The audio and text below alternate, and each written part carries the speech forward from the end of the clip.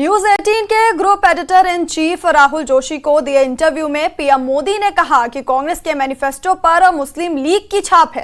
PM Modi ने कहा कि कांग्रेस SC/ST के आरक्षण पर भी तलवार लटका देगी, ओबीसी लोगों का जीना ही मुश्किल कर देगी। पीएम ने कहा कि क्या ऐसे समय में उन्हें देश के लोगों को शिक्षित नहीं करना चाहिए। आपने जो है राजस्थान में एक रैली में एक कांग्रेस के मैनिफेस्टो पर एक डायरेक्ट अटैक किया।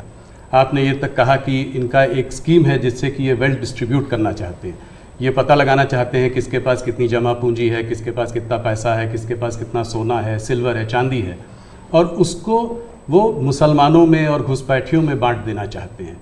क्या ये थ्रेट इतना रियल है? क्या आपको ऐसा दिखता है? कांग्रेस का जहाँ तक मैनिफेस्टो है, कोई मुझे बताए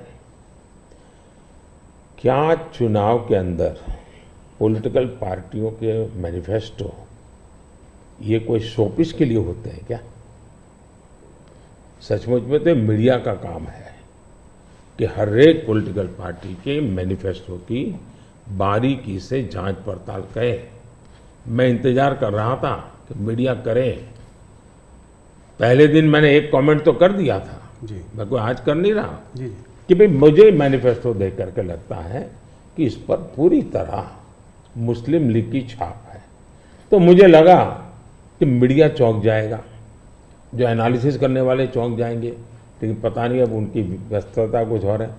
मैनिफेस्टो में उनकी तरफ से जो परोसा गया उतना ही गुड़ी गुड़ी उछालते रहे।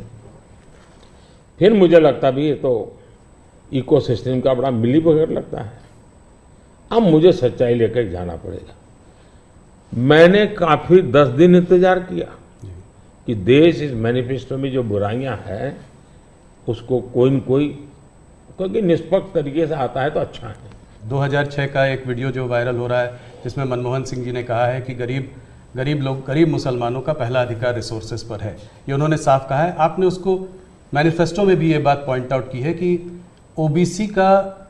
ओबीसी रिजर्वेशन का जो है पार्ट लेकर वो मुसलमानों को दे देना चाहेंगे, और 2004 से 2014 के बीच में उन्होंने 4-5 बार ऐसा करने की कोशिश की भी है। अरे भाई, ये तो बड़ा इंटरेस्टिंग सवाल आपने पूछा है।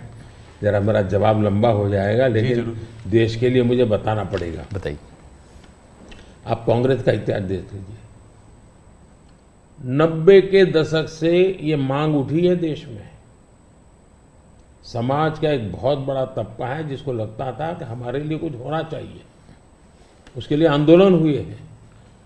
90 से पहले कांग्रेस ने पूरी तरह इस बात को खारिज कर दिया, उसका विरोध किया, उसको दबाने की कोशिश की है। यानी 90 के पहले का उनका दशक है। फिर उनको जितनी भी कमीशन बने, जितनी कमेटियां बनाई, उसके भी रिपोर्ट्स ओबीसी के विचार के पक्ष में आने लगे। अब उनके सिफारिशों को भी वो नकारते रहे, रिजेक्ट करते रहे, दबाते रहे। 90 के दशक में उनको लगा कि भी अब इसको जरा उनकी वोट बैंक की राजनीति के अनुसार उसको टर्न दिया जाए। उन्होंने पहला पाप किया 90s के दशक में कर्नाटका में उन्होंने धर्म के आधार पर, आपको याद होगा, कर्नाटका में उन्होंने धर्म के आधार पर मुसलमानों को ओबीसी घोषित कर दिया।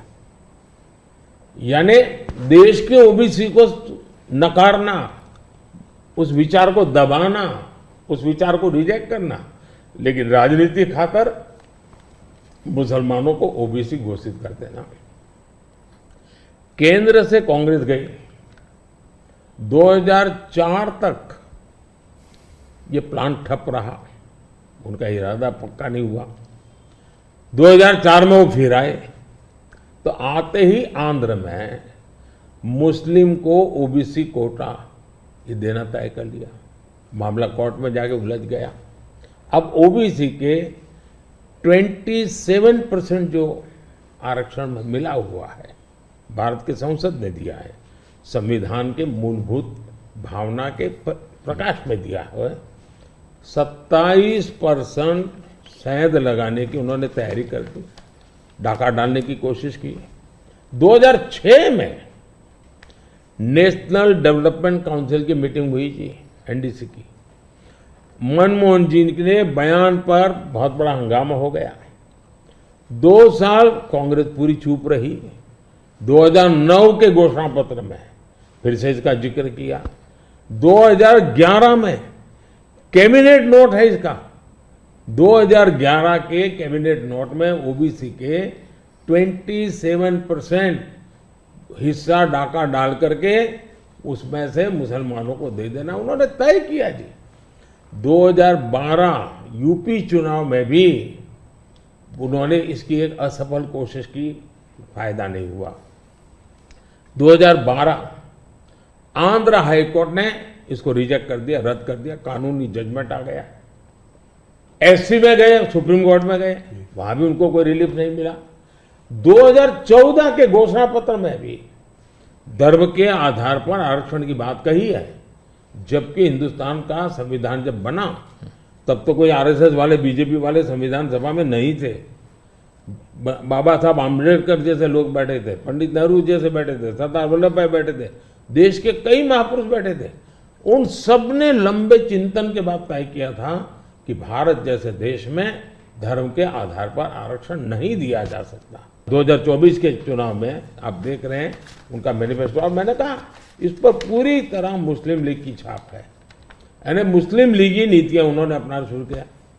अब ये जो उन्होंने स्थितियां बनाई हैं, मुझे बताइए कि देश के लोगों को ये जिस प्रकार से संविधान की धज्जियां उड़ा रहे हैं, जिस प्रकार से लोग बाबा साहब आम्बेडकर को अपमानित करते हैं,